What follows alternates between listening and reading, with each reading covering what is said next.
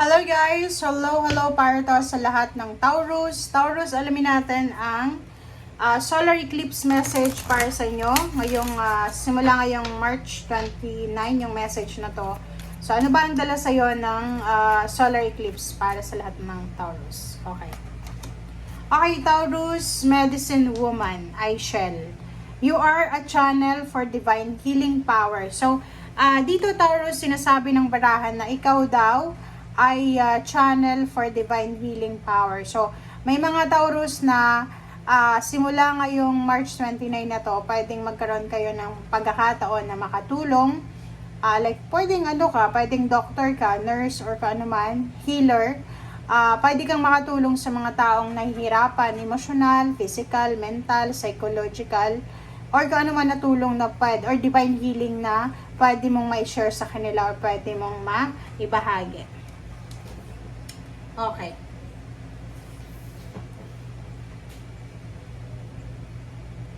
Okay, next card natin. Tingnan natin, Taurus.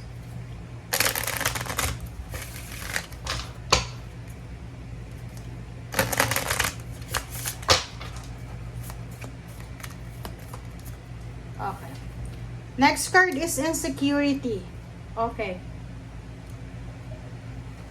Insecurity. So, insecurity card, sinasabi ng bara sa'yo dito na mayroon sa inyo dito, Taurus, na posibleng medyo, yung temptation siya the devil siya. So, this March 29, or pwedeng starting 28, 27, 26, parang ganon.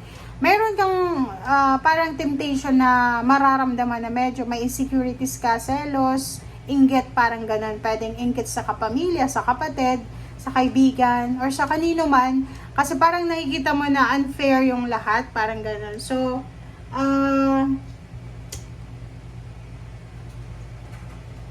okay, so dito, sinasabi ng bara sa'yo, na, medyo mayroon kang nararamdaman na konting takot or insecurities ngayon. Okay, comment down below if you resonated.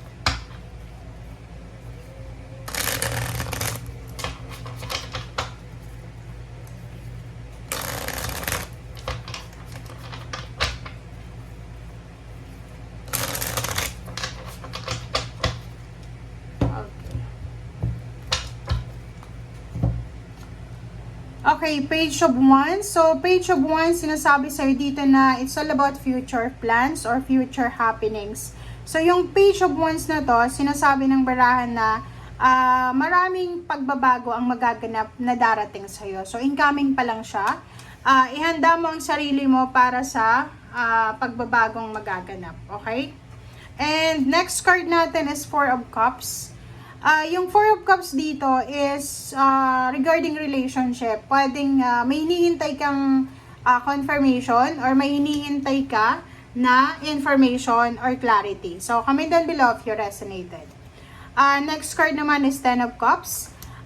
Pwedeng naghihintay ka ng tamang panahon para magpakasal, or pwedeng naghihintay ka ng tamang panahon para magpatayo ng bahay, parang ganon. So, or pwedeng may hinihintay ka na tamang oras para sa kung ano man tong emotional peace and harmony na minamanifest mo. Five of Pentacles, nakikita ko na financially, meron kang mga pinoproblema sa pera siguro. So, paki-comment sa comment section if you resonated dito sa mga problema na to sa pera or kung ano pa man. And nature, sinasabi ng bara sa'yo dito na as much as possible, spend time sa nature, or as much as possible, kung halimbawa nakakaramdam tayo ng negativities or insecurity sa ating katawan, mag-relax ka and spend time with your family, or spend time sa nature, or spend time para makapag-relax. Okay? And next card natin is Wheel of Fortune. So, yung Wheel of Fortune, kakasabi ko lang sir kanina, na maraming pagbabagong magaganap sa buhay mo. So, merong completion, merong magbabagong magaganap sa'yo. Okay?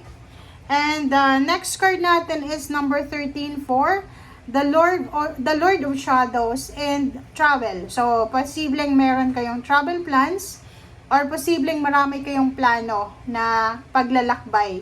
Marami kayong plano para sa inyong transportation. Like yung iba pwedeng bumili ng sasakyan, yung iba pwedeng mag-travel abroad, or yung iba ay pwedeng mag-travel sa international for work or business, or pwedeng sa local lang. Okay?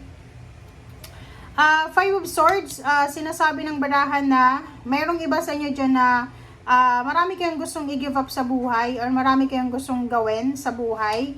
And nakikita ko sa inyo dito na meron kayong minamanifest talaga, meron kayong tinatrabaho. Pwede yung ibang Taurus ay nagre-research, nag-a-apply, or nagsasaliksik siya, naghahanap siya ng mga possible na pwedeng gawin or pwedeng simulan.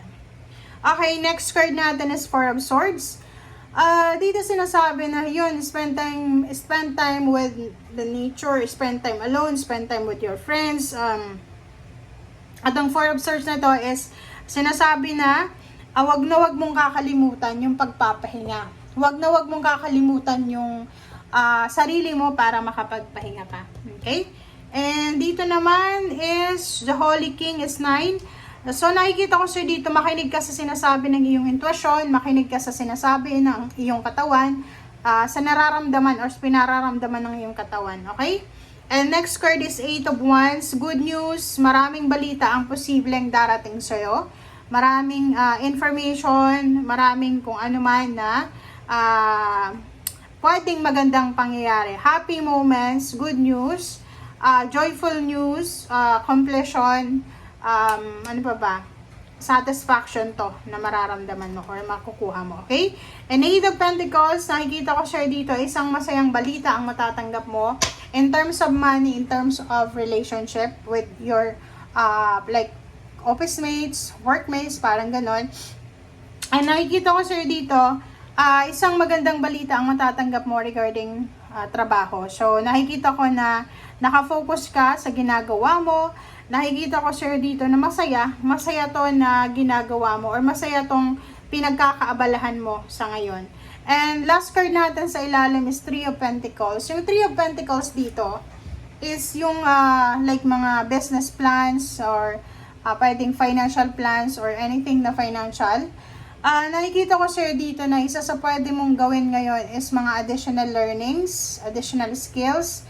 Kung nasa Pilipinas ka, siguro yung gagawin mo is mag-enroll ka sa mga free schooling like sa TESDA or kung saan pa man, para makakuha ka ng additional learnings or additional certificate or diploma. Okay? So, yan guys, ang sinasabi ng baraha sa'yo. Ito ay para sa lahat ng Taurus. I hope Taurus na makuha mo yung energy, makuha mo yung lahat ng message na ito. Okay? Thank you guys. Bye!